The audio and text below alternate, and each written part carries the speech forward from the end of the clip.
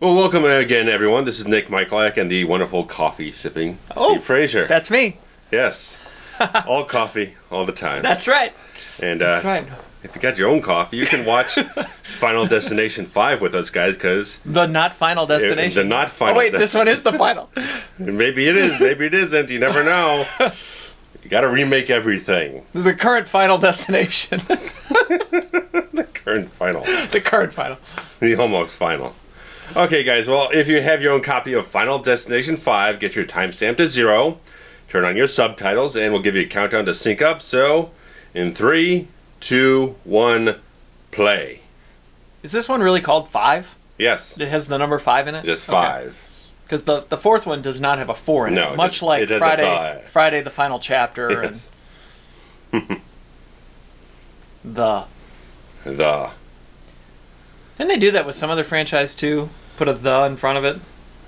I don't know. Sounds familiar. Yeah, I can't think of it off the top of my head. This one, I think, was, what, 2011? Yes, August of 2011. Oh. I was saying to you... I mean, this looks very nice. This already looks better than the fourth one. Yeah. Even with this 3D stuff. And this one was not in 3D. This one was 3D. Oh, it was 3D? Yes. Oh. Because this already looks better. Oh, vastly improved. I mean, this isn't our Windows 95 screensaver. No, this is the new version. It's a Windows 98 screensaver. 98. This looks more practical to me. They're shooting all this stuff. Courtney B. Vance, our boy. Kind of like the which one was it for Friday the 13th with the glass shatter? At the beginning, was that 3? Wasn't it? Was that 3? I think it was 3. No. 3 had the disco music and the Zoom titles. I think that was maybe like 1 or 2. Oh, it might have been 2. Yeah, I think it was 2. David Koechner. Whammy. I don't do a very good Koechner impression, but he's wonderful. And good old Tony. I don't think Tony had anything to do with the last one. I don't think they gave him anything. I don't think there was a voiceover or anything. I don't even recall a silly shout-out like they did for anybody else. You know? This really looks beautiful. Yeah. This looks old school. In a certain way. It looks kind of a little grainy, a little bit off-white or whatnot. It seems a little bit more retro in a certain fashion to me. The fact that it looks like a practical effect just adds that quality to it. Yeah, I believe these opening titles. Yeah, it looks like they just printed everything on glass and just shot it practically with maybe a few digital enhancements. It looks fantastic. Yeah, it looks better than anything in the last movie. I'm really impressed by these opening titles. Yeah.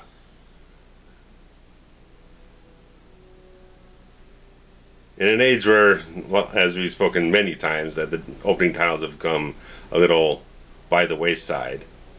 It's nice to see a horror film that kind of goes for it. I feel like it's also kind of unusual that all of the credits are here at the front. Yeah.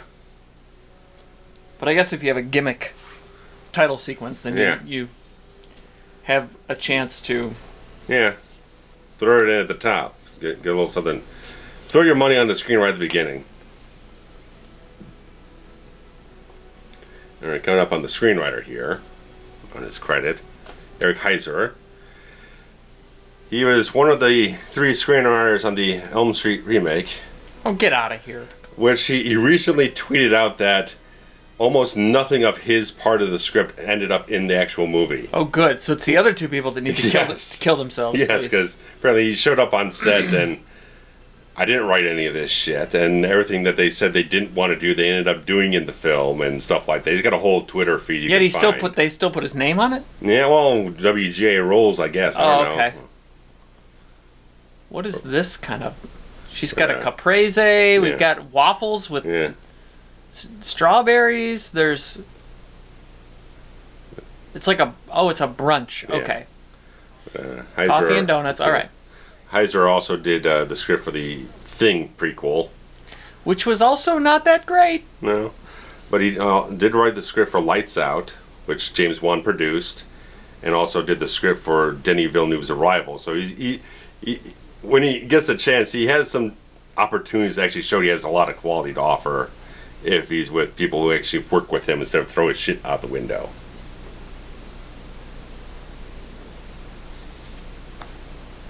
And we got a new director on this one, Stephen Quale, who's not done great films and what I saw, but yeah, doing better than some of the other people in this franchise. Why is the brunch happening on a single table in the parking lot? That's a little odd, yes. Like, if this is a company brunch, yeah, I'm going to guess that they can afford A, more food than that, and B, a conference room to use maybe. One of their conference rooms. Yes. She is not attractive. Sorry if you're this actress and you're listening to our YouTube right now. We've seen some worse ladies in our commentaries. We have? What is she drinking in a can with a straw?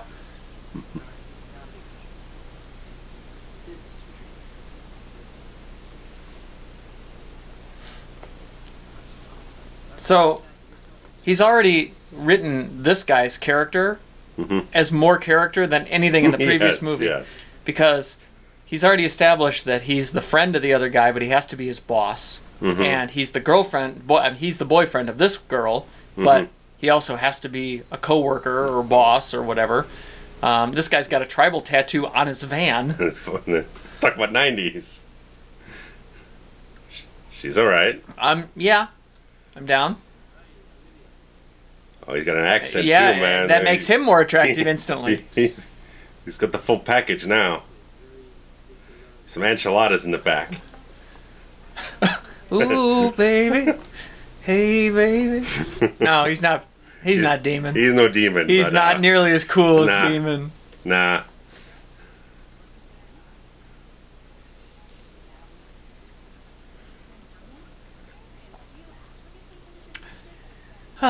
Yeah, I don't understand this parking lot brunch. I really don't. No. It's unusual. I think it's just a matter of plot convenience. We need a place to gather all of our employees. Yeah. For people to make entrances and stuff like that, and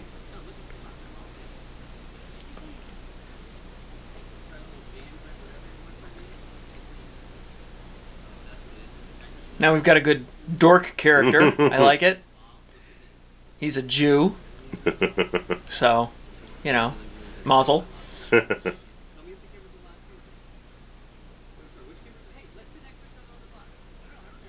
Maybe because they're all going to get on a bus. Yeah. So the brunch is in the parking lot because that's where the bus is.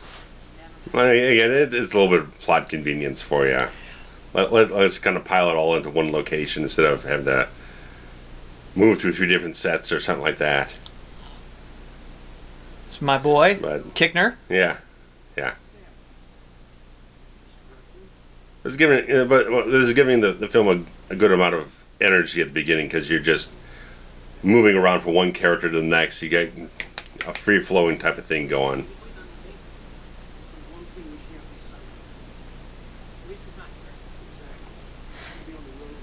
It's interesting that he's playing somewhat of a serious character. Like, he's a prick boss. Oh, yeah.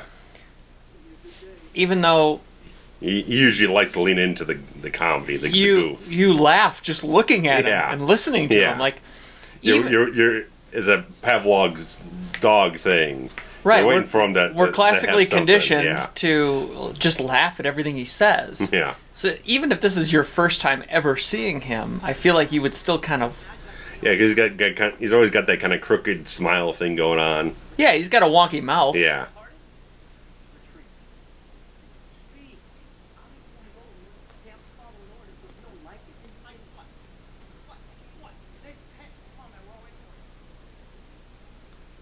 Yeah, it's the young guy not having a good time of being the boss of these other dudes with the tenure. Right.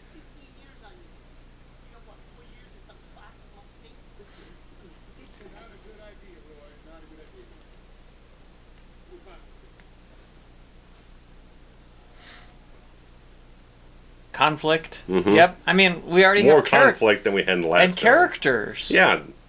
Actual characters. Yes. Isn't it wonderful? Yeah.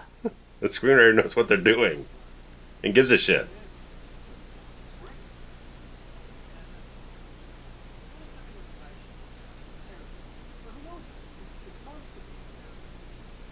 I like that red tree. Yeah. I know that's a nice silly. fall color. Yeah.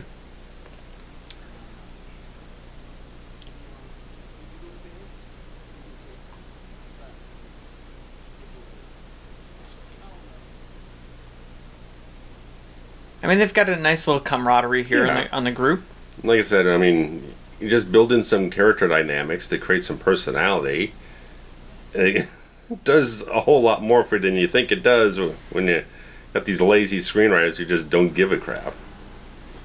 Like, The last make them have visions. Yeah.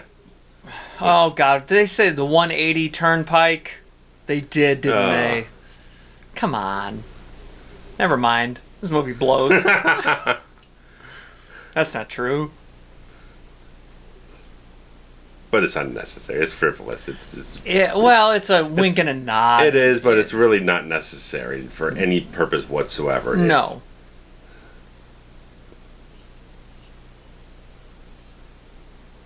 There's my guy right here. I am hitching my horse to this wagon right here.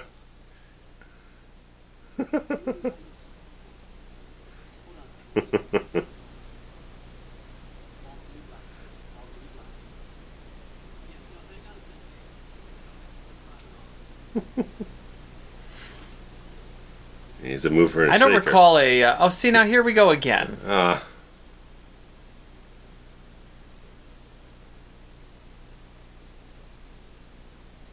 Don't tell me they pass a carnival on the way. That would really honk me off.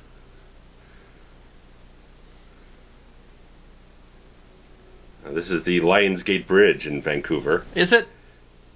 For a New Line film. Instead of a Lionsgate film.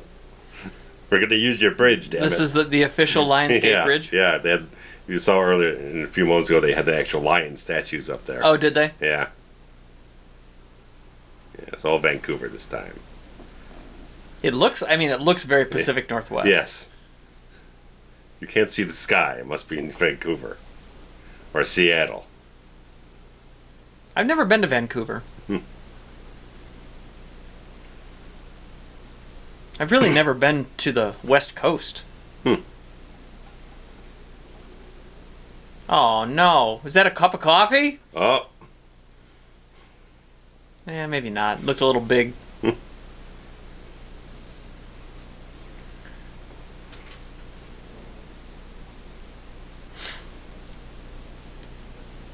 This is very HD. We're watching the Blu-ray. Oh, yeah. And it's, very good quality. yeah, I mean, you can, like, see pores on the man's forehead covered in with makeup because that's what you do on a movie set.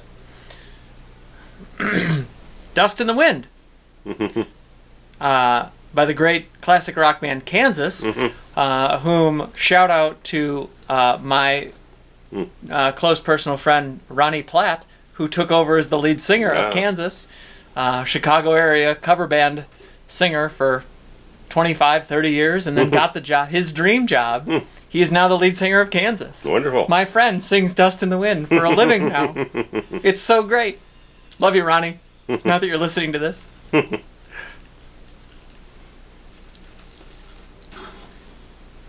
I don't know about this.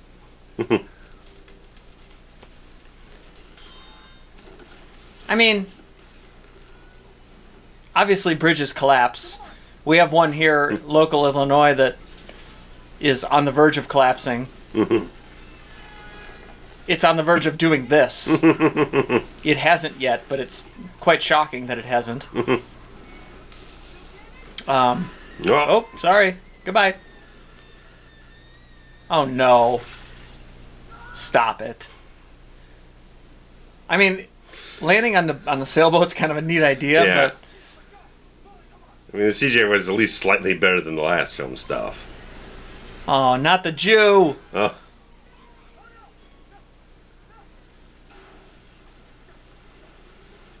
Aw. Oh. R.I.P., dude.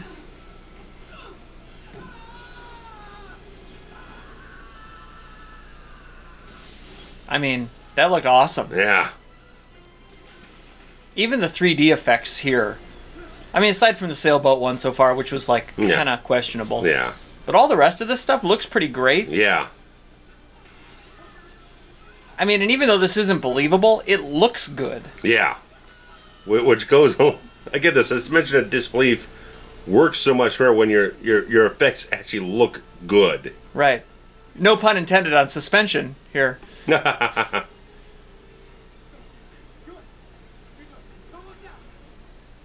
you go.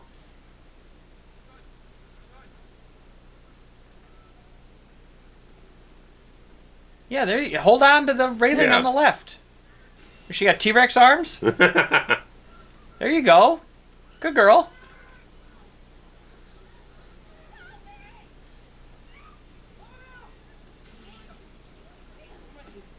That would really suck, though. I don't wear glasses, but can you imagine? Yeah, being in this terrifying situation and then suddenly not being able to see? Yeah. And I feel like you're worse off on the hands and knees like that, don't you? Yeah. I would think so. But I mean, even this is a great shot. Yeah. And again, this is pretty involved for it being the opening sequence. The opening, yeah. Yeah. She gone. Nope, she's dead. That's not a thing. You don't live. Oh, she's gonna be dead now.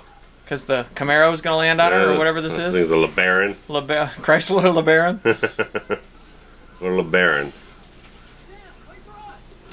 Oh! Hello! Koechner gonna get it here in a minute? Come on. Oh, come on.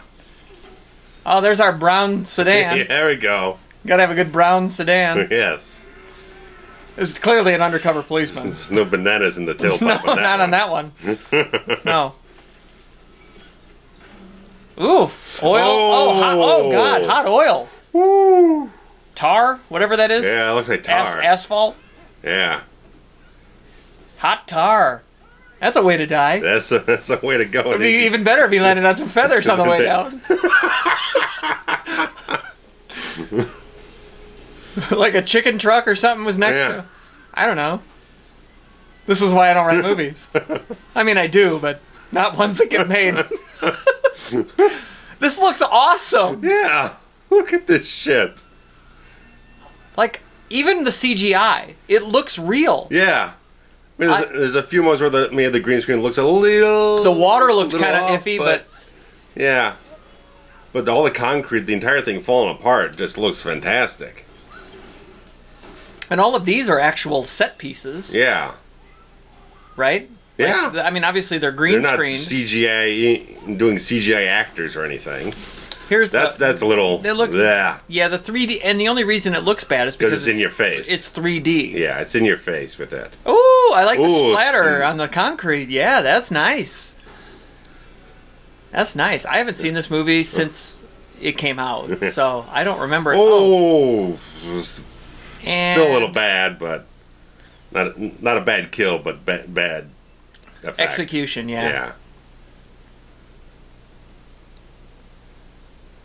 So, all right. Again, like you were saying with the last one, now we got to do this whole routine over again. Mm-hmm. Here's my guy. I mean, this wasn't Ronnie Platt singing on the radio. No. This is Steve Walsh, but I can't help but think of my friend every time I hear a Kansas song.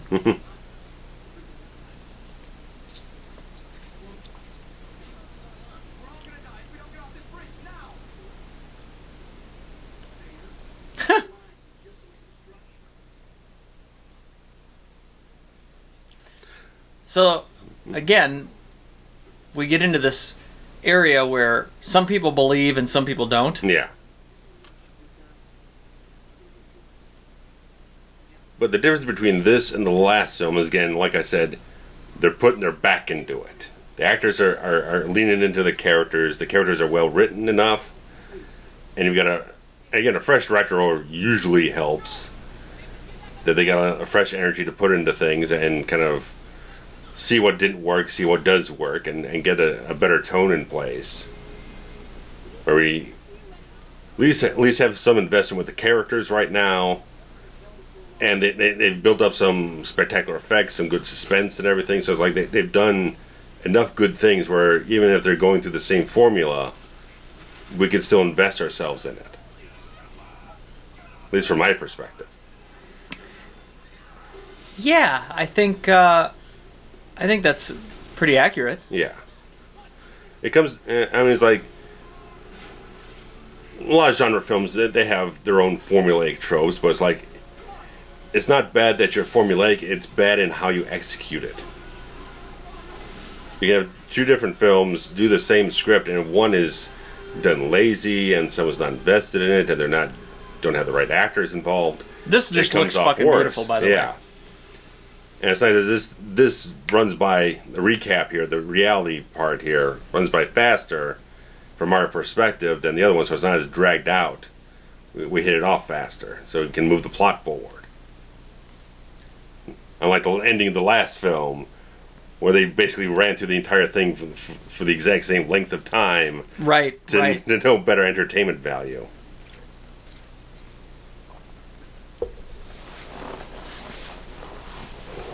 Here's our man, Courtney B. Vance. Oh, yeah. He's a good actor, man. He is a great actor. Yeah. He is married to Angela Bassett. Ooh. Love me some Angela Bassett. Yeah.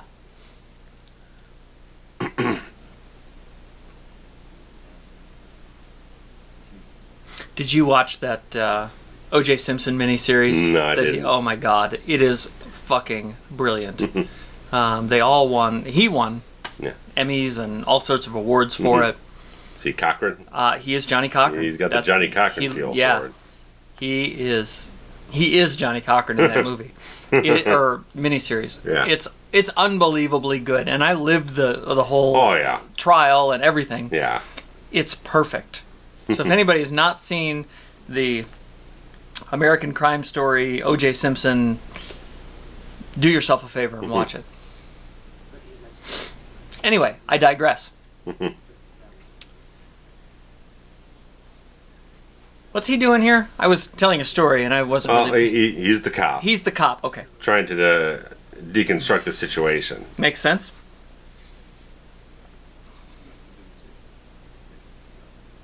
She did the dumping. Oh, wait, no, he. Okay, I got it. I thought he was interviewing her. That was a bad match cut.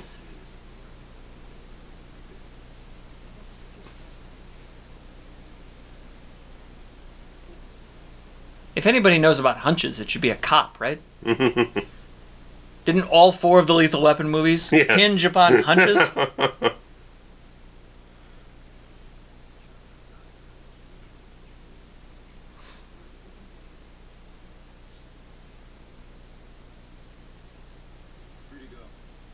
So, originally they were thinking that he caused this to happen? Maybe.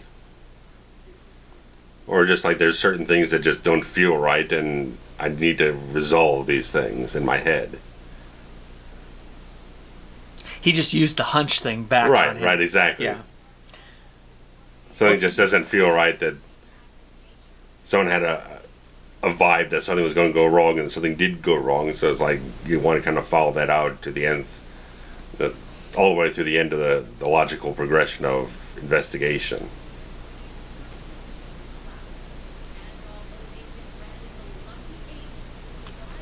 Huh.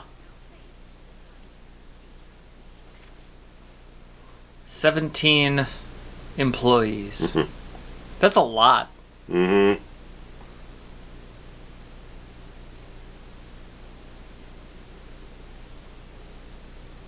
Like, this makes sense. Mm-hmm. Notice there were no teddy bears at the goddamn gate. I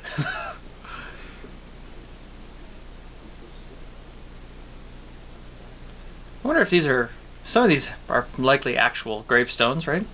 I'm sure they shot in a real cemetery, yeah. I live right by this huge cemetery, and it's so beautiful and so hilly. In fact, they shot a scene of the the remake of Nightmare on Elm Street in the cemetery right by my house. It's like 10 minutes into the movie. So if you ever decide you want to commit suicide, Oh, crimey. put on the 2010 Nightmare on Elm Street and think of me 10 minutes in the cemetery scene, because it's right behind it's basically my backyard.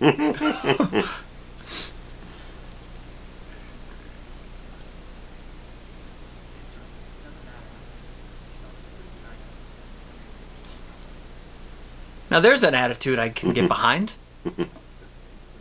I do feel like everyone would be, well, maybe not. It's not like school. The school, I feel like the interactions would be a little closer. And this is a big company. Yeah. So maybe they didn't even know everybody on the bus. Right. You know what I mean? Like, I don't know if they would have, obviously a little more disconnect. Some people are having an emotional reaction. Yeah.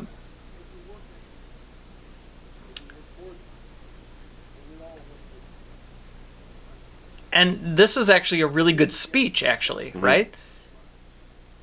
Look at that guy in the middle that looks like he's homeless. It looks like Mick Foley. Mick Foley, exactly. Why is Mick Foley at this funeral? You saw him too. Yes, I did. What's happening?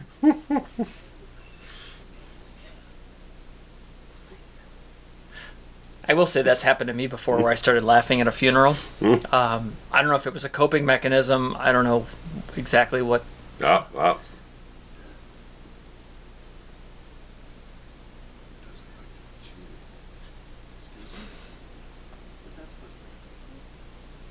Who are you, sir? It's looking good, man. He does look great, doesn't he? That fucking suit, man. He looks great no matter what.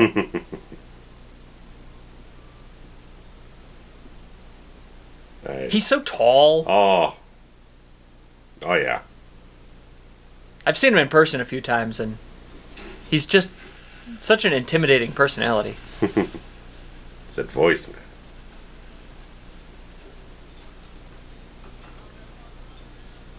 He said Sam, pronouns pal, said that they wanted him to go to Paris. Is that correct?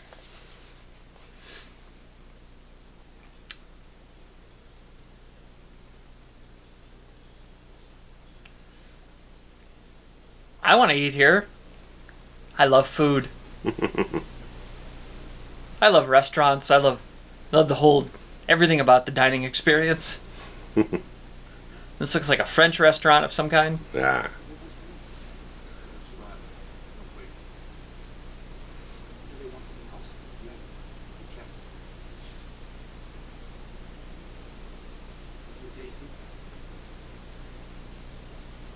I wonder if this actually happens.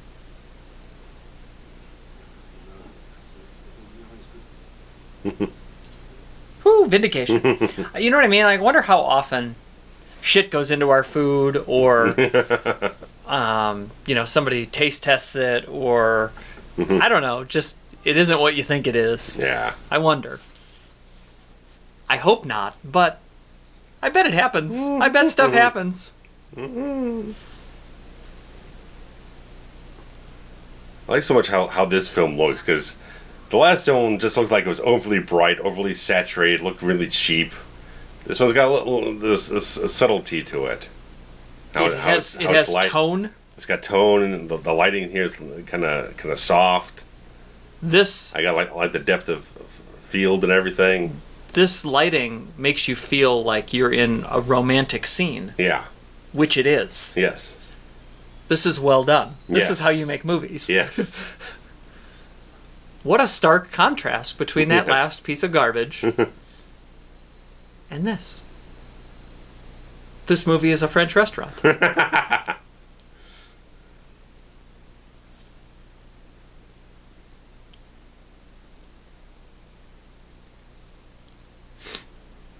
I sell home decor for a living, so I'm always on the lookout for what people have. Yeah.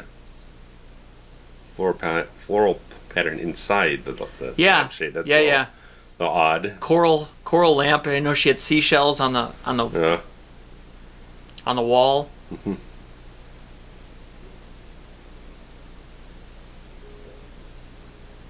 They look like a happy couple.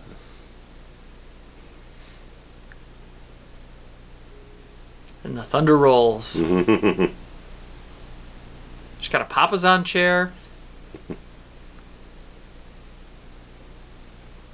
I don't know if this looks like the home of a single woman in her early 20s. No, not quite. But it's nicely dressed. I'm okay with it. Yeah. I would live there. And then I'd fill it up with toys and autographed records. Yes. My house is a museum. It does not look like this.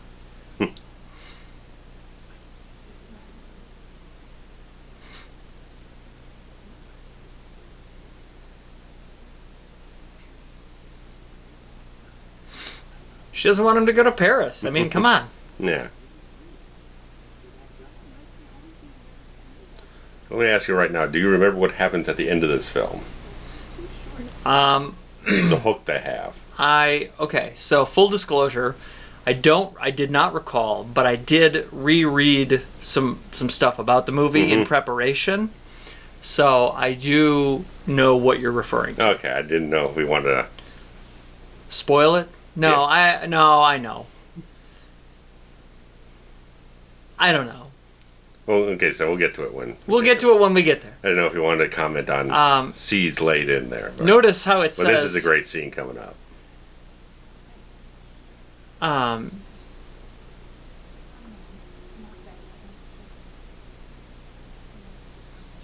I love gymnastics. Mm-hmm.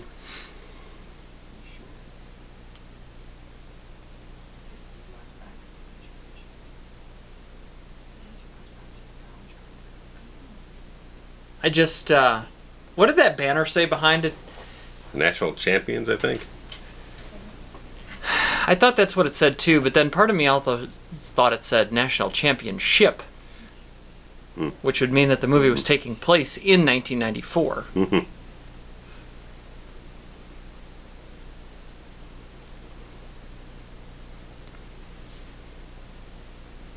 Oh, this is the boss guy? Right. Yeah. He reminds me of the other guy. They look similar. A little bit. Gymnastics is definitely like my favorite Olympic event.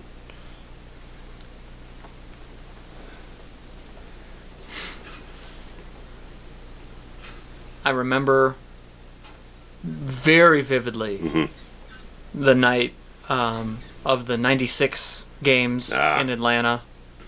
Kurt Angle. Yes, the Kurt Angle year, although he did not participate in women's gymnastics. No, he didn't. Gotta throw it in there. The broken freaking neck. Kerry Strug and Dominique Moceanu and Dominique Dawes and all of them. I mean, I could tell. I can feel it right now. The room I was in, what we were watching it. Just awesome stuff. I love the Olympics, especially the Summer Olympics. I can watch almost every event. In 2012, I was unemployed.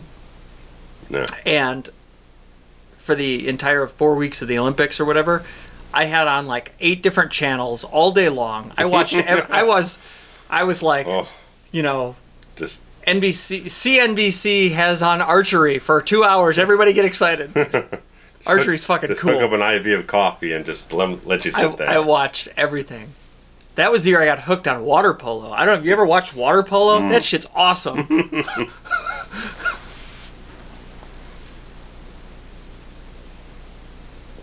So, love the Olympics. This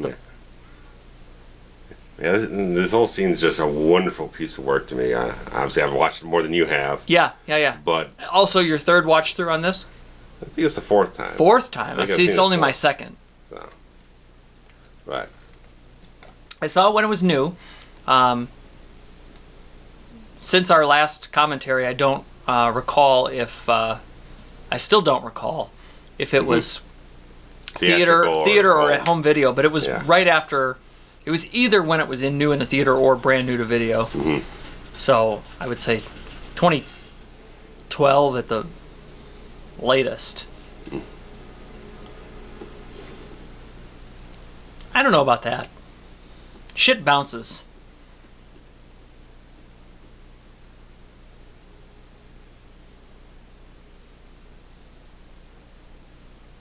And also the fact that she hasn't stepped on it yet.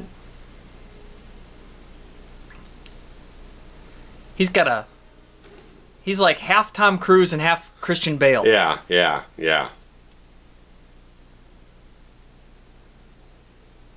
Eyebrows a little thick for him, but more Bale now that I'm thinking about it. yeah.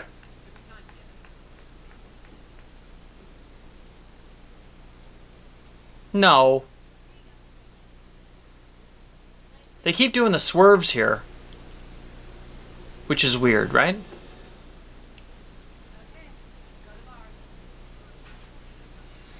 Like they really kind of.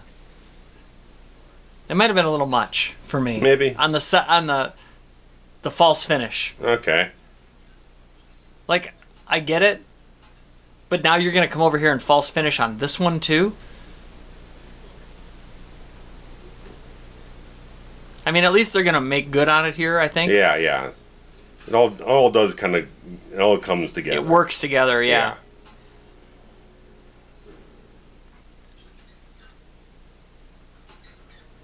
Was that really how that would work?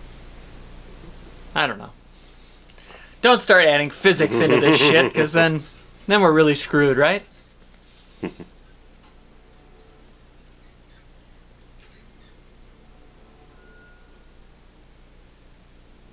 I love the lighting. Mm-hmm. It's a great looking scene. Oh, fuck me. God damn. Oh, that is... Oh, Jesus shit. Christ. How... That... I don't think that would happen. I could see a broken neck. I could see the broken leg. I don't think there would be enough... Maybe, probably not. To break a person in half. He's broken in half!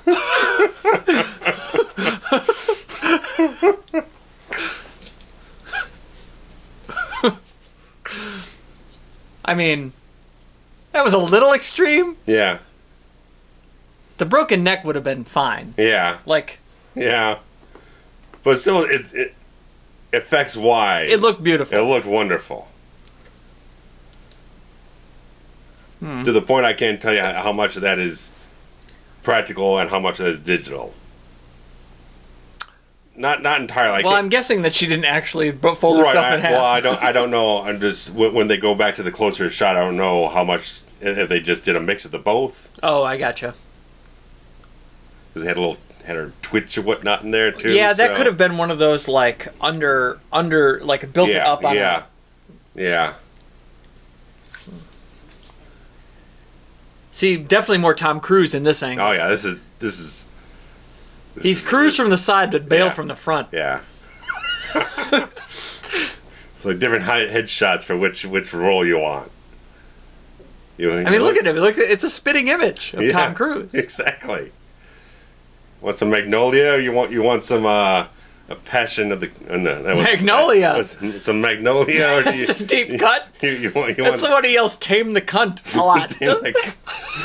But he's got the scene where he's crying next to the bed and everything. Or, God, Magnolia. That's a blast from the past. You want Magnolia? You want like some prestige in there or something.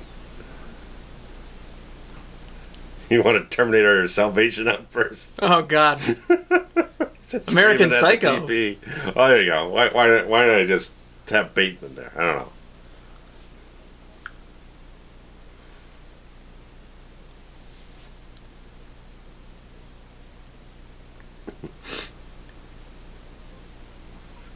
I don't know if. See, I like that reaction. Mm-hmm. I don't know how I feel about these two characters. They're really trying to tell us a story with them, and I'm just... You're not feeling a spark. It's not going anywhere. I also don't feel the spark, maybe because I don't think that she's good looking. I mean, he's fine. But I think he's the better looking of the two in the couple. Like, she's winning that relationship.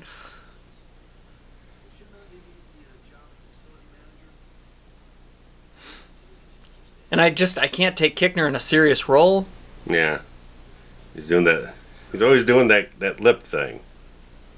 Well, that's just how his mouth is, though. He's almost like a Stallone or something. Yeah, he's just got wonky mouth. I mean, that's not his fault. No, it just adds to it. It does. Elastic face or something. Okay, this Jew needs to dress better because that tie does not go with that shirt. I don't think there's any tie that goes with that shirt. I think a solid... Or any shirt that goes with that tie. A solid baby blue tie would look fantastic with it. Or a solid light yellow would be wonderful. If all the tie were the color of the gold in that tie, or green, whatever it is, I think I'd the be colors do it, but it's like, no. Yeah, that's the mixed patterns don't work for me on this. Doesn't fly. He's stealing the dead guy's certificates. For what now? What were the certificates for? I think he gets into an acupuncture scene later on. Oh, the Ming Yun Spa, of course. Of course.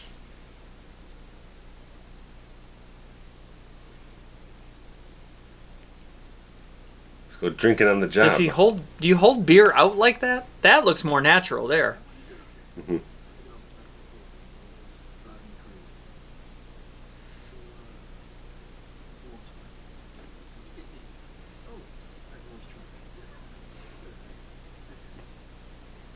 Good office camaraderie here. Okay. He's got the hard liquor. All right then.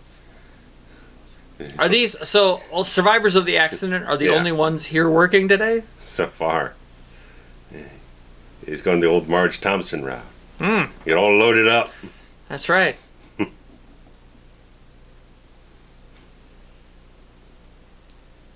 Ooh, that purple and yellow tracksuit. I like that. Ming Young. Well, this tracksuit matches the certificate. If his tie looked like that jacket, it would be fine. Yeah. Solid yellow, even with 2 purple stripes down the front. I like that bookshelf in the back, the circular with the different cubbies. Yeah. He likes her bookshelf.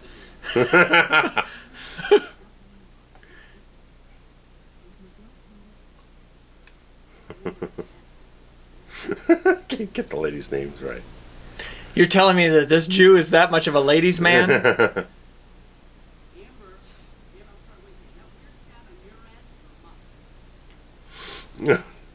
He's got a mech on her. That's right. She's better looking than the blonde, too. I don't think he's here for what they're offering. Well, I think he wants a rub and tug. Oh, yeah. He wants a $5, $10 touchy. Yeah.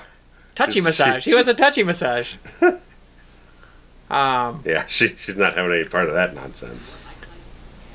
I'm also not going to buy that they have orchids in this office because orchids require a lot of sunlight. Those have got to be fake orchids. Plastic orchids. Yeah.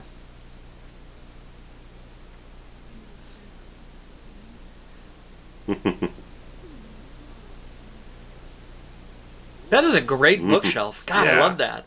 Nice art direction all over.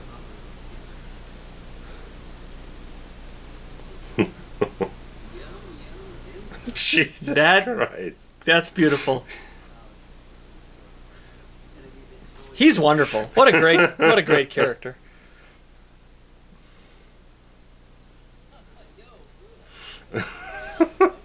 So is he completely misjudging that they don't even do massages at this place? Yeah, that's the point. He thinks he's coming in for a happy ending. Right. That's not what they do here. This is a professional establishment. That's what she says anyway.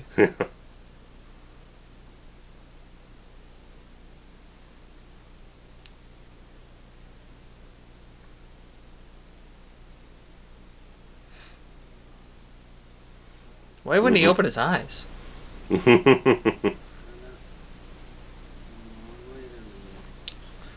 Little lady. Yeah.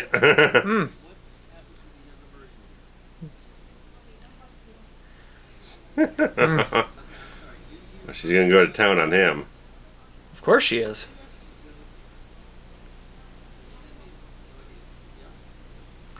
Oh. Hello. He's still wearing his underwear. I don't know if you caught that.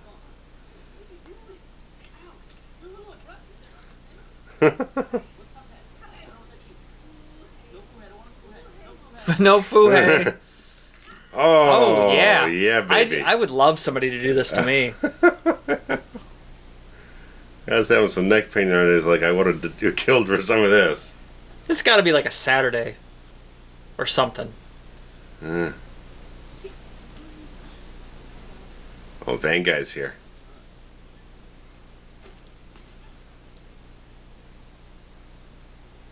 Oh. Weird. You see, there's a little thing there. It said underneath the photograph roller coaster. Did it? No. Yeah. Stop it. Stop it. That guy was wearing too much makeup. But see, it's not a callback. Now it's foreshadowing. Knowing what we know at the end of the film. You're the worst. Retroactive foreshadowing. This is just like the Saw movies. This is just like every Saw movie. Only good. I mean, okay, the first 3 Saw movies are awesome. And actually, the 8th one that's just called Jigsaw, that's pretty great too. So they also have, they did it where they just jumped the shark over and over again and then redeemed themselves after saying it was the last one. It might even be called the final something. Yes, it will. Final chapter. Saw the final chapter or something.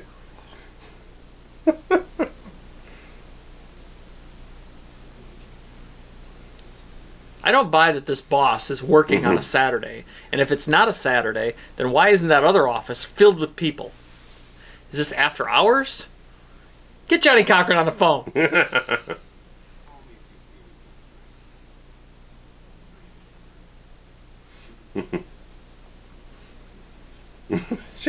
See, code names, that kind of line is something you'd expect out of Koechner the comedian. Oh, yeah. Not Koechner yeah. the boss who tells the employee to look the other way in the parking lot and then... Yeah.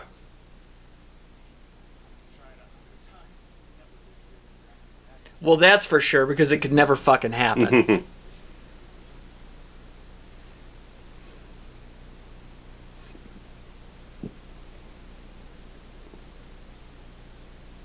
I kind of wish that they had just broken her neck and not folded her in half. It was kind of like Sheriff Garrison, Jason Lives. Yeah. But at least there was another... Jason was there to bend him in half. And that's, you know, even though it's supernatural, at least it's slightly more believable. Yeah.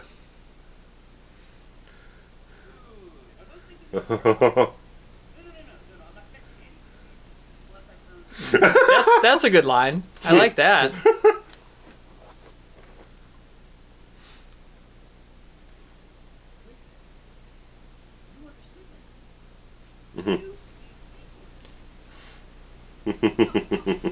This is great. I think I would do acupuncture. I think I'm down to try acupuncture. I've never had a massage in my life, which is shocking. Oh, 2 billion people can't be Wong. That's the subtitle. Wasn't there a Wong that... Did a Wong direct something or write something for this? That was the director of the first and third movie. Oh, so is that like a shout out then? Why not? I think I would do this. I don't know what it accomplishes. Look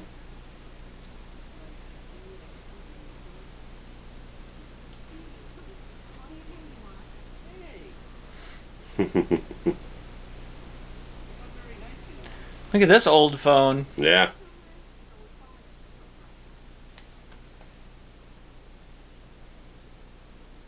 Ow.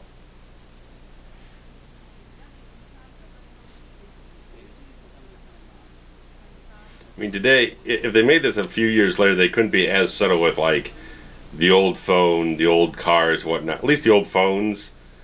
It would stand out very blatantly with a flip phone trying to make it in 2019 that's set in the past.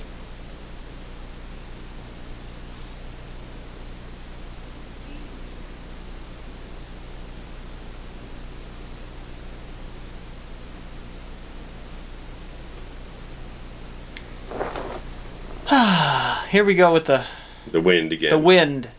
That old wind.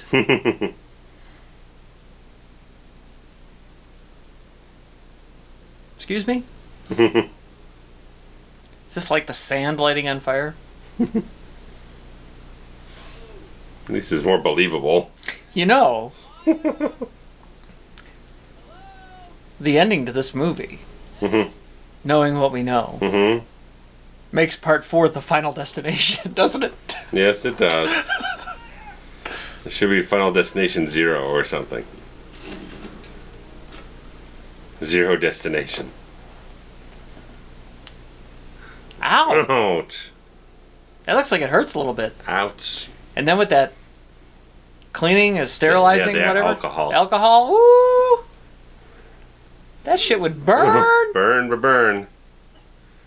I mean...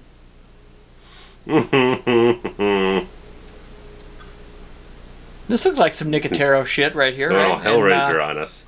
And Gerber baby. This is where it would hurt. Like they're really in there. Yeah. That might puncture some shit, right? Yeah, the collapsed lung or something probably. It's like that scene in The Fly where Goldblum's pulling the hairs out. Just falling apart. That was a good gasp, actually. Aw, sorry, Jew.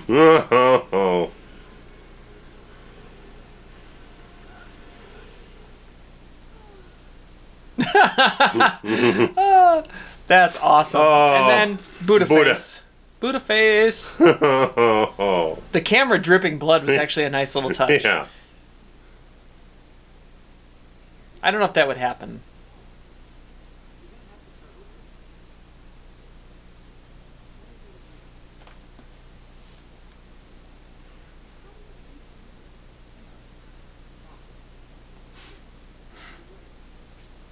Doesn't it look like he's wearing a lot of makeup? Maybe a little bit. That's all I see when I look at him. I mean, that's all I see whenever I look at any woman. Is you're wearing too much makeup. Now,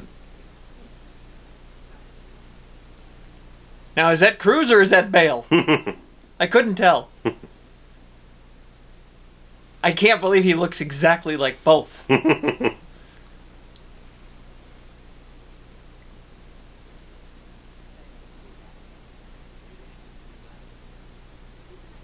Side Cruz.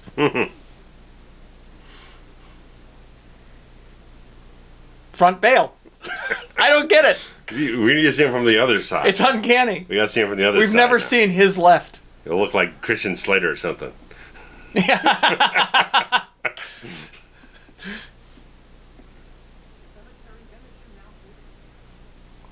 Who are you? Is he the coroner? Yeah, he's the coroner. Yes. Yeah, that's what I thought.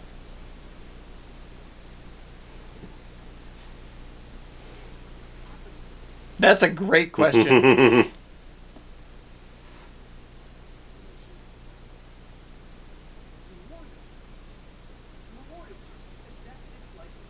He ages well, doesn't he? Yeah.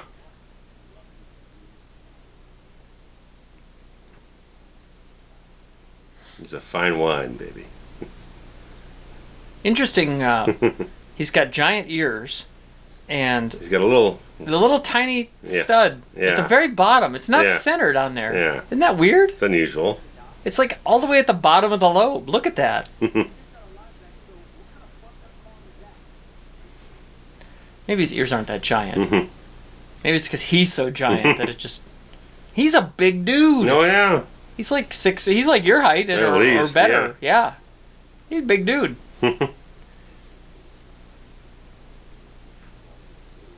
Christian Bale.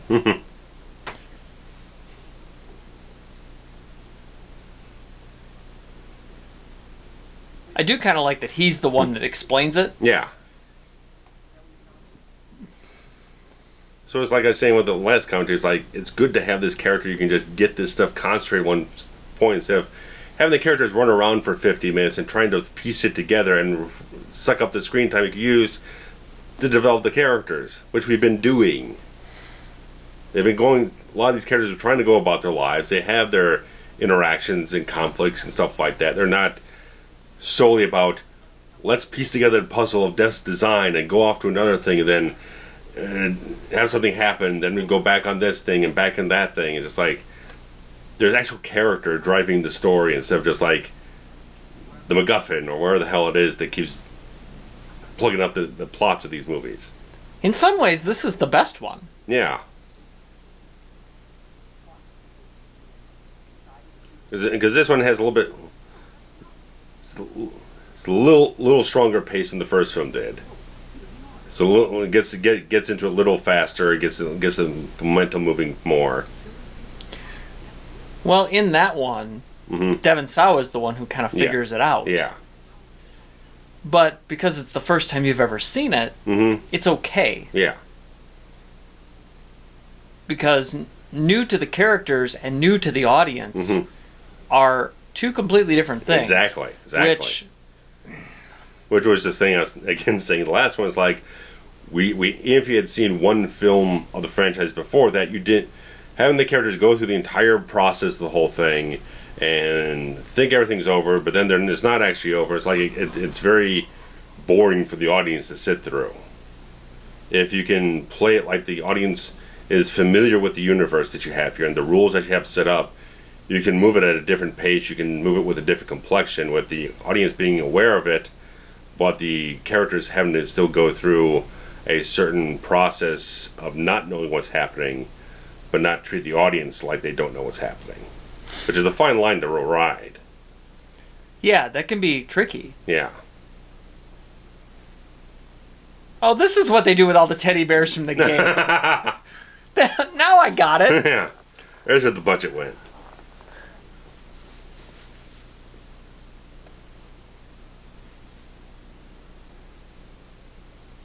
Aw, good line. She's getting like a LASIK thing doing. Yeah. Going. I'd be scared. a little twitchy on it. Yeah, me too.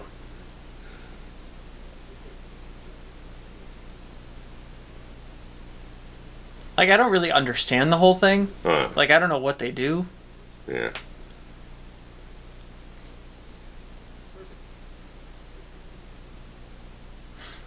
I'd be like, I would want them to put me to sleep for this, whatever they're doing. Yeah. Because I can't do anything in my eye. I can't poke it. I can't put a drop in. I can't put a contact. I don't like wearing glasses. Glasses?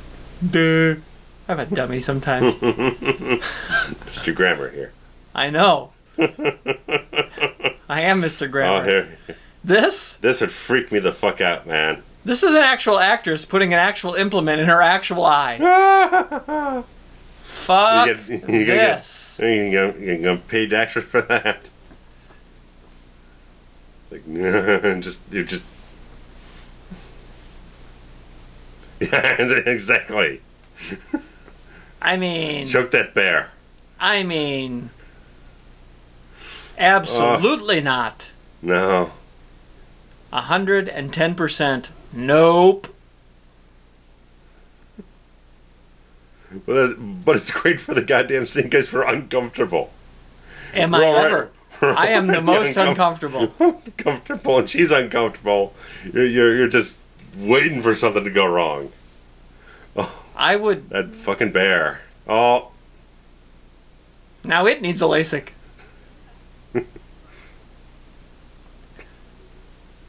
I can't. It's hard to watch, and the shit doesn't bother me. The fact that they keep the giant eyeball on the freaking monitor there. He's twitching around and shit. That's not good. I'll be right back. I'm sure that's not proper medical procedure. You would have an assistant there in the room with you. Right. If for nothing else. Just to, right. Legal purposes. Malpractice. Other things. Yeah. Doctors are going to protect themselves because that insurance cost their entire fucking fortune. Especially with a male doctor, female patient Exactly scenario. my point, yeah.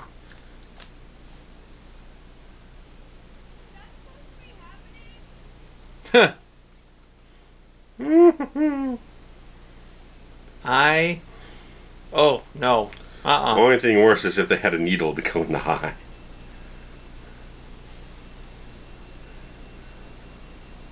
Yeah, this is... Mm-mm.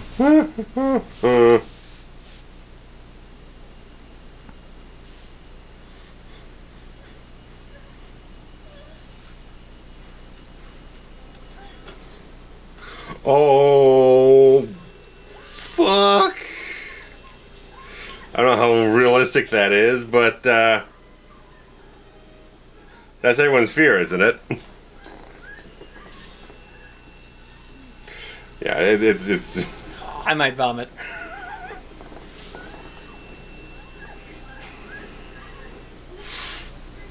Like, shit never bothers me. That made me uncomfortable.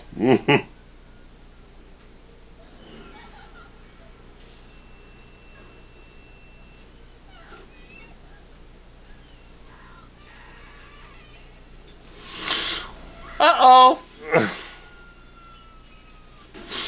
Oh, see, fuck I like that she bounced, actually. Oh, and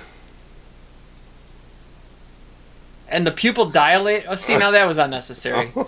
The pupil dilating after, that was cool. I like that. Just less bit of a squirm there with that. My favorite part of that was that she bounced off the car as opposed to just hitting it and dying. Like a ton of bricks or something, yeah. Right, because I feel like that is more realistic, what we saw. It would be fine if each death were bringing these two closer together, but I feel like they're the same level of undetermined relationship that they've been since the beginning. Yeah. You tell him, Johnny Cochran? Yeah.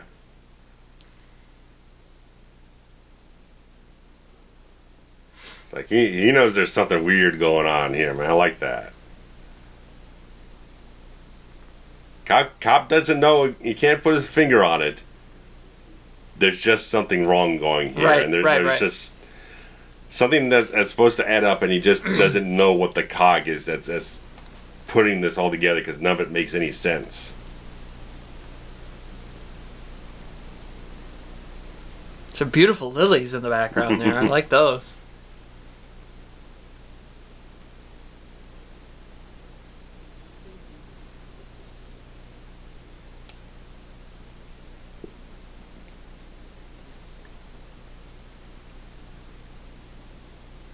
He's like, wait, tell me that again?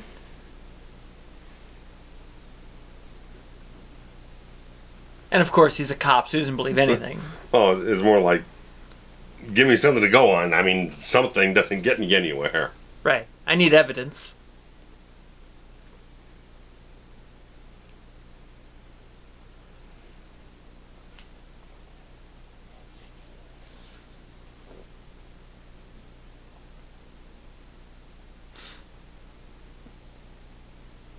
Look at that shot. That is really good. The sunlight. Mm-hmm. She's got bars on the windows. Gross. Oh, Marge.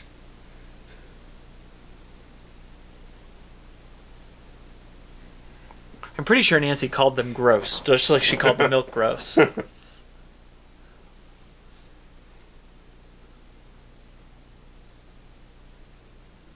I'm pretty sure that's what she says.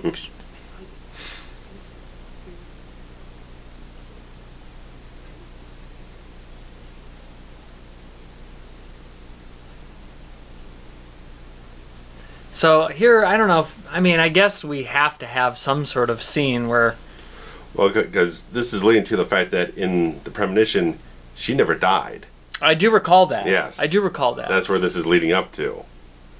I actually almost said that when it happened. Yeah. I was like, wait, the girl doesn't die? Mm-hmm.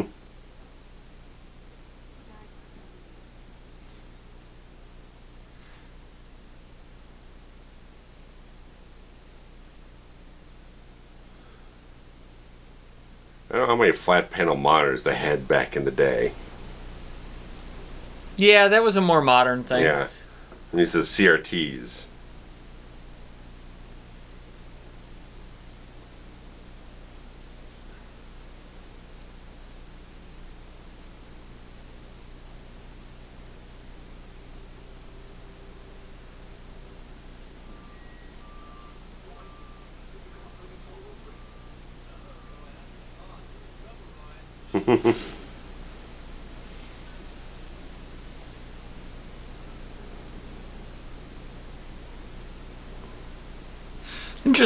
Interesting dynamic they've created here. That Yeah.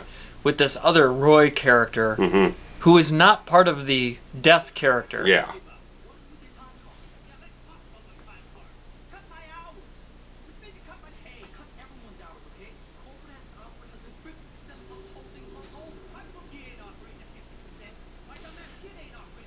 This is.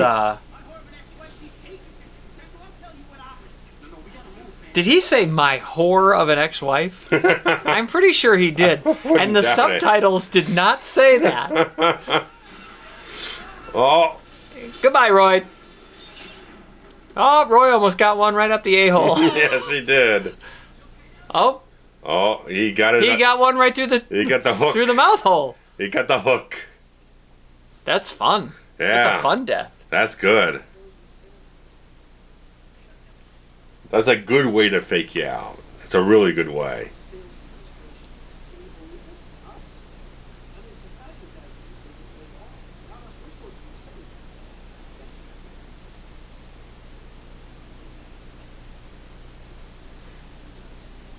That's amazing. Fucking ass. Wasn't he dead already? Is a great line. Yeah, I wish I could write something as good as "Wasn't he dead already?" Look at all the blinds in this office. Oh yeah, it's going crazy. Like each one of those panels is its own set of mini blinds. I have mini blinds in my house. But there's like 4 across on all sides. The guy wants his privacy, I guess. Yeah, but how tedious is it? Like, couldn't he get one that goes the entire length of the windows? Get a curtain or something. Like, he has to turn those all individually or up and down. Yes.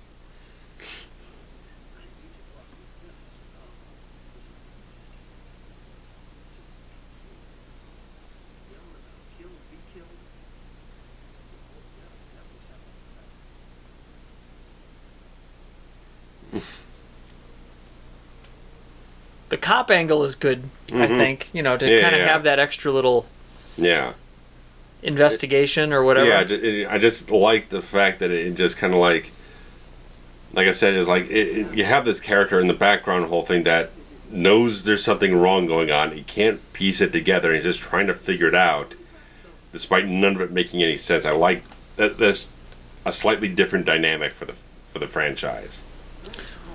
It's also interesting that this Roy character was not on the bus. Yeah. And yet he also died. Yeah. Well, they're saying that he just escaped death coming after him. I think that's what they're getting at. That is what they're getting at. Yeah. And he's talking like Tom Cruise. Yeah, he's definitely in cruise mode in this whole thing. He's cruise mode right now. Yeah. Even his cadence. Yeah. Yeah.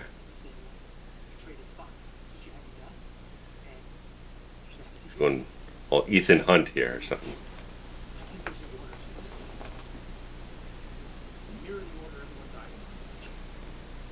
You know, hang him off the side of an airplane or something. Yeah. Oh yeah, the hair definitely works. This cruise angle. Oh. Oh.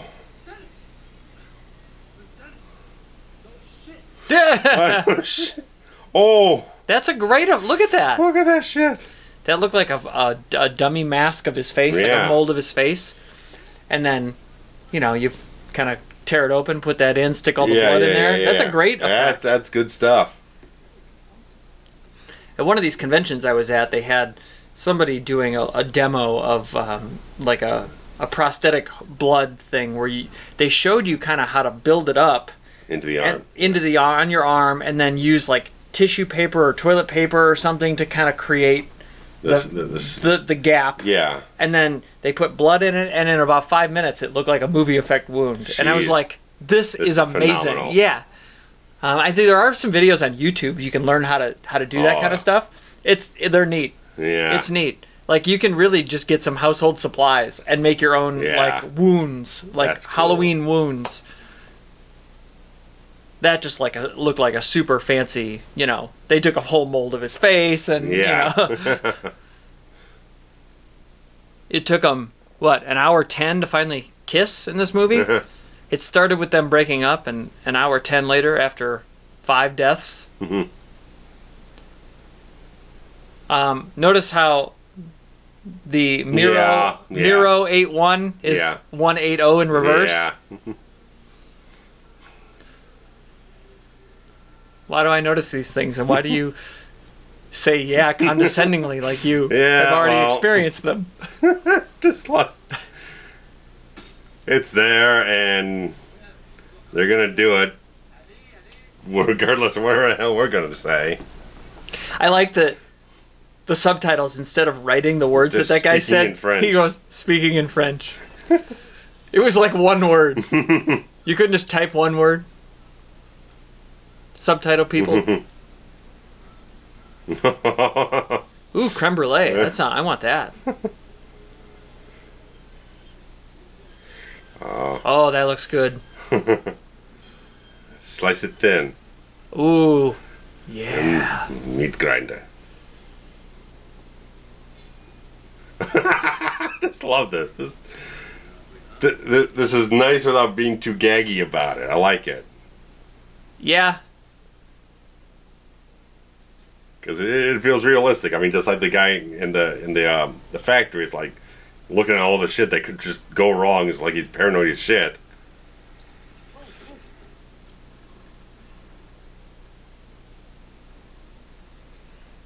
I forgot what the word is for this machine.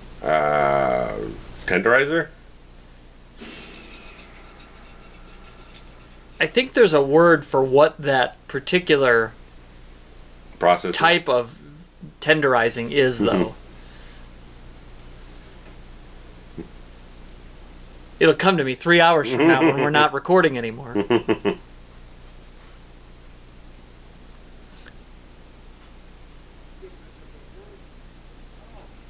This reminds me of after the movie theater closed, we had to like clean the popcorn popper and stuff.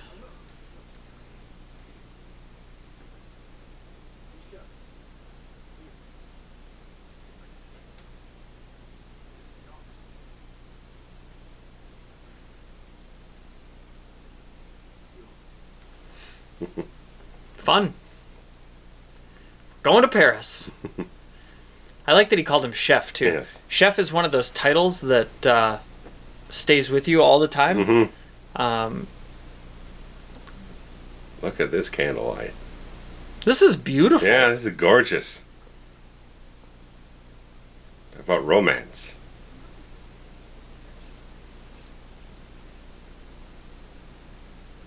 Kind of wine, maybe? Dessert wine. Maybe it's a Riesling. Yum.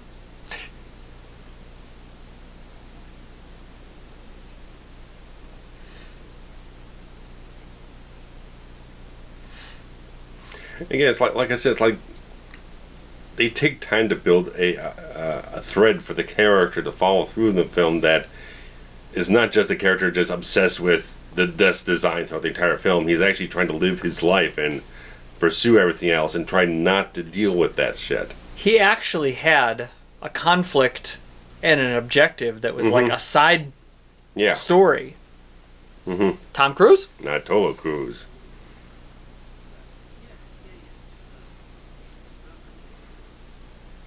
You need to get him in a 50-yard dash right now. See if he's got the sprint down. What was I just gonna say? The lighting in this makes it. I mean, it feels like a drama. Oh yeah. Smooth, there's atmosphere.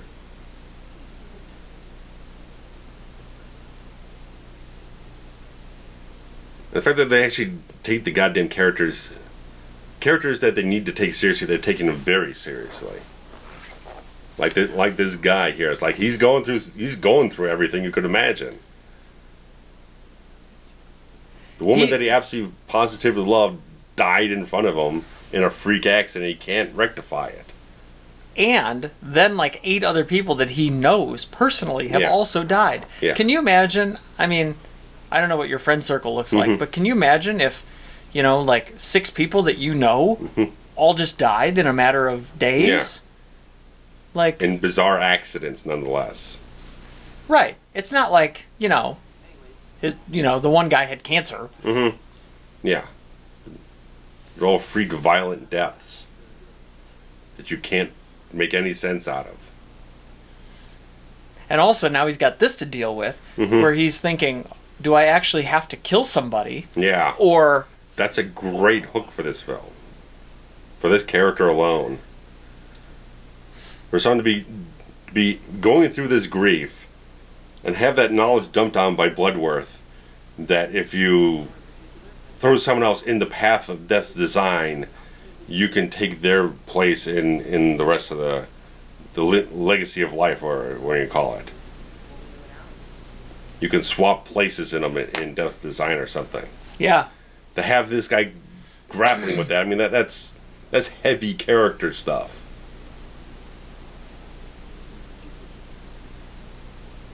And I like the what did you do?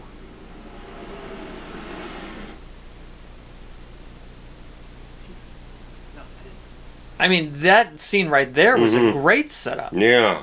Making you think that, this is great. Very well done.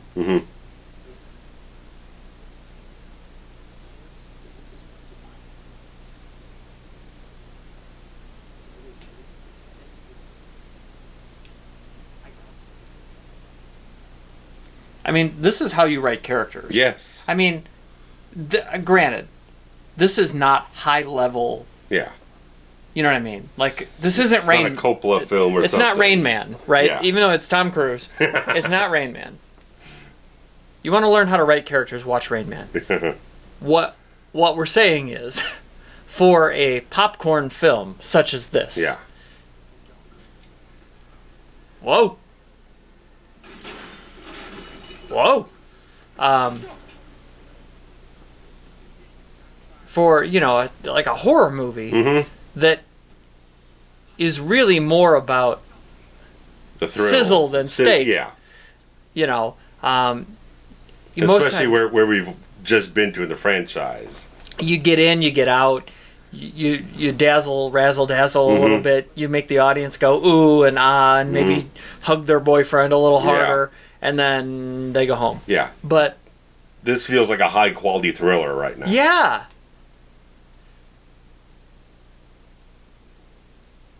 I mean, it's not. It's not. But this sequence here feels like a good, solid psychological or other kind of thriller or whatnot going on. Because they've got emotional strain on this character who's gone through he's hit its breaking a wreck. He's a wreck, yeah. And you got these two characters that, like we said, maybe not built up as tightly as possible, but you still feel for them well enough to have this have a consequence towards everything. Well, I will say that even though the pacing of their story was a little off, they started the movie with a breakup, and they're ending the movie back together. Yeah. And it's been a gradual, every death has brought them slightly closer. Yeah. I wish it was a little more pronounced. Yeah. But. And then the direct thing is that he wants to take her out because he feels like she got off where the woman that he loved didn't. Right. Right. It's just the fact of, I don't understand any of this. I don't understand why. Well, he doesn't understand the randomness of it, the arbitrary nature of it all.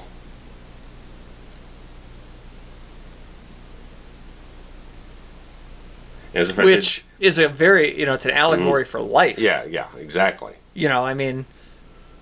And it's like... People in general don't understand why death happens to them. Yeah. Oh,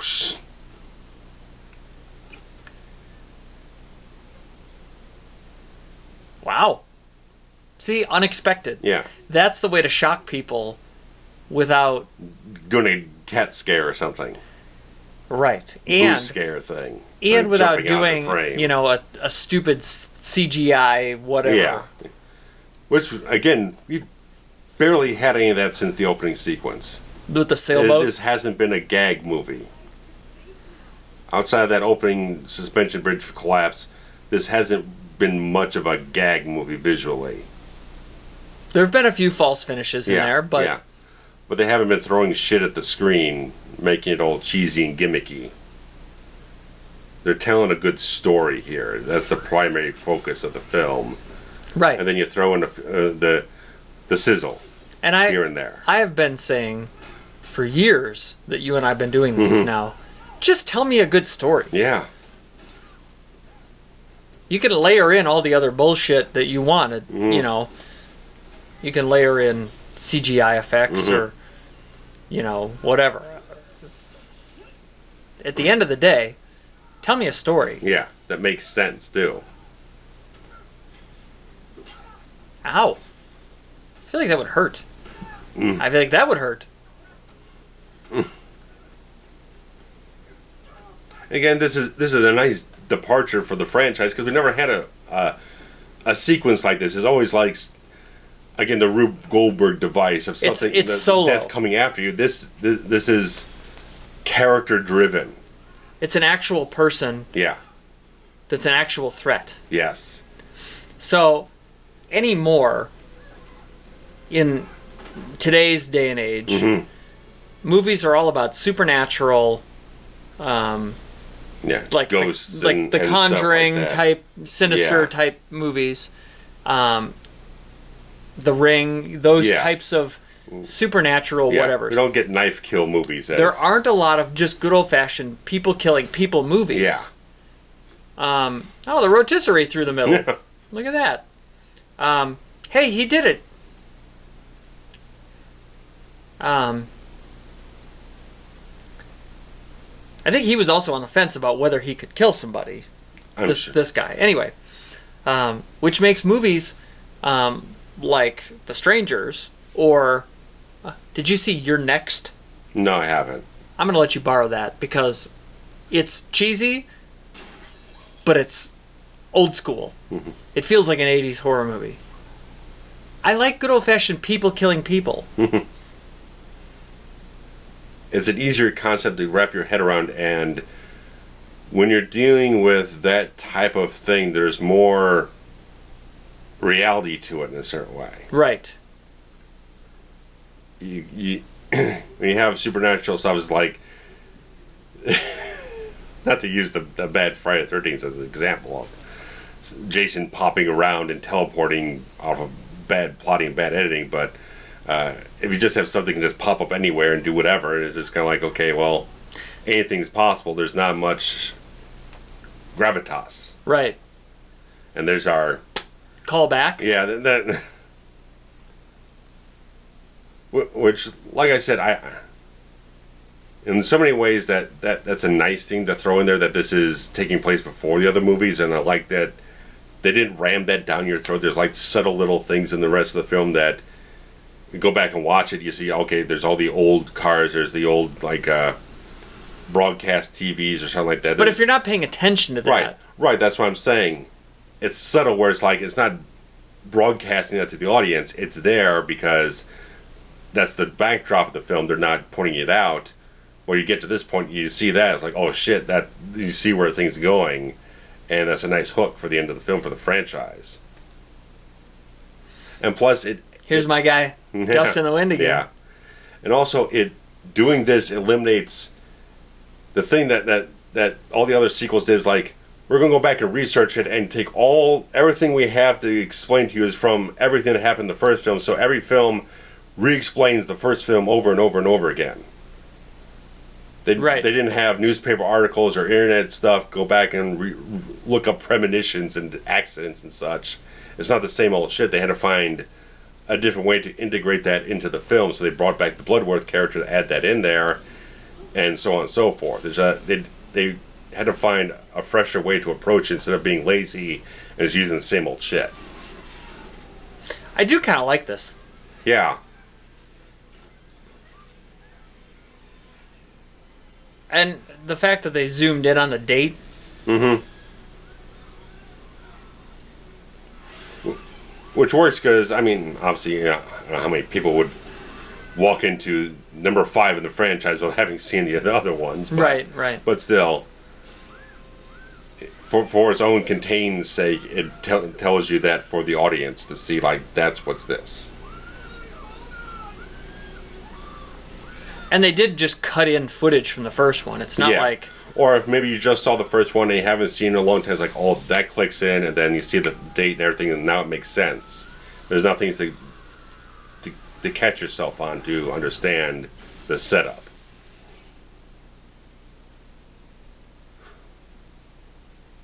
So good.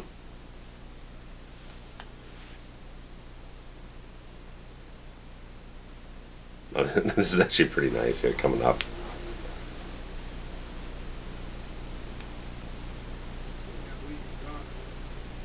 Old Roy. Wasn't Roy the name of the guy in Friday 5? Friday 5? Yeah, Roy Burns.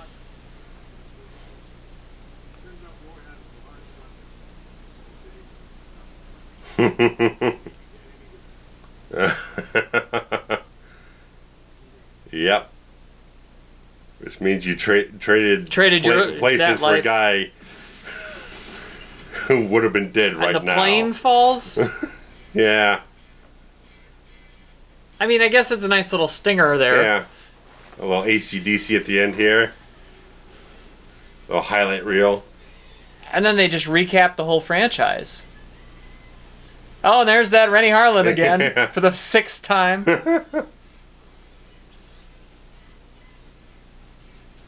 So that does make this feel like the last one. Yeah. Until they remake it. I heard rumblings. And then we'll have sequels to the remake. There always are. They've been talking about remaking everything forever now. Some remakes have been really, really good. Yeah. No.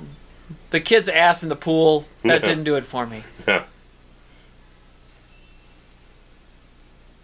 And they've taken all of these previous deaths and made them 3D just for this sequence right here. Yeah. Oh, God, the escalator. God. That one in the eye. That really ruined me.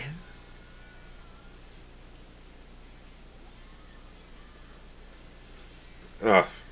Even the replays from 4 look so bad. Yes.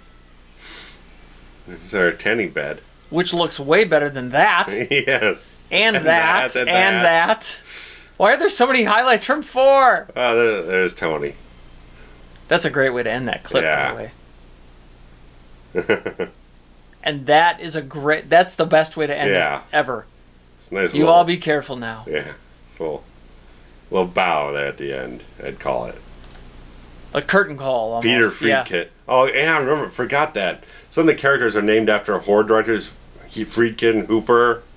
Oh, interesting. Interesting. I was reading the actors' names, not the characters' names, unfortunately. I always look for good names. Oh, yeah. Zendara. Usually it's the last names, not so much the first names. Right. Like Rayleigh. That's a bad name. Rayleigh. What a great little film. Yeah. I mean, it made like 150 some odd million, so it was very successful, but I don't know, maybe it was just my experience that because the fourth one was so fucking terrible, I just wrote everything off after that and didn't see it in the theater, that I felt like no one really talks about this one. Yeah, this one's definitely underrated. Yeah. Especially with the hook at the end. I like that. Yeah. It just brings everything full circle now, so. And it's great because you can watch 5 without having watched 4.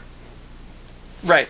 Or any of the other ones, really, Not really. except the first one. You can watch those two, but regards to that, just like it ties everything up really nicely, I think. Well, we've come to the end of another franchise. Yeah. Just stick a fork in it. Yeah. It's a little bit different experience with this franchise, I'd say. Yeah, if you'd asked me... A little different feel overall than what we've done before. Yeah, definitely. But, everything can't be exactly the same. Yeah. If, if you'd asked me when we started this back in 2016, if 3 years later, I thought that we'd make it through all of, well, not all, but 3 of the most iconic franchises ever, and then this one, I'd have been like, really? Final Destination?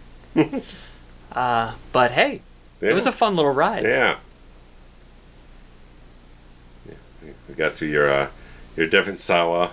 Yeah. your little... My hatred. Your vendetta. Well, that's all right. Maybe it'd be at one of the conventions you can... I know. You can have it out with him. He started making some personal appearances. He and Ricci were both at the one in Cincinnati together, and I almost drove 5 hours just to go punch him right in the balls. He's on Twitter now, too. In front of her. That would really be... There's dust in the wind. There we go. Carrie Livgren. If you want blood. You've got it. Well, Bon Scott. I didn't realize that was a Bon Scott right. Yeah, that's a Bon Scott one, man. I think that's off of Highway to Hell. I think it is too, yeah. His last album, which is a fantastic album.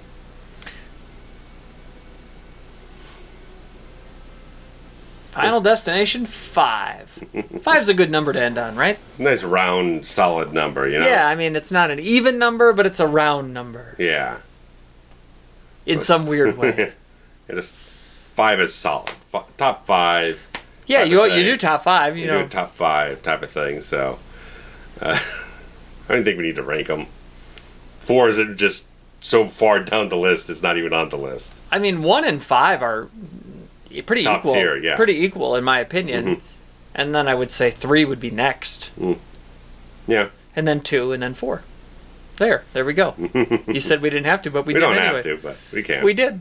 Yeah. I did. But, so, we got some exciting stuff coming We got up. some fantastic stuff. We got a whole lot of Wes Craven. We got some Wes Craven coming up. Yep. Yeah. Little Wes, little Batman. Tim Burton. We got some Batman coming up, people. It's 30th anniversary. You got to get to it. Yeah, we're going to do it. We're going to do Batman. Yes. And maybe some other men. Who knows? We're going to do a bunch of other man movies. More Tony Todd, maybe. If we can. The Candyman. Candyman. All right. Well, thanks for hanging out with us. Thanks so much, guys. We really appreciate it. And we look forward to your comments. See you later. Bye-bye.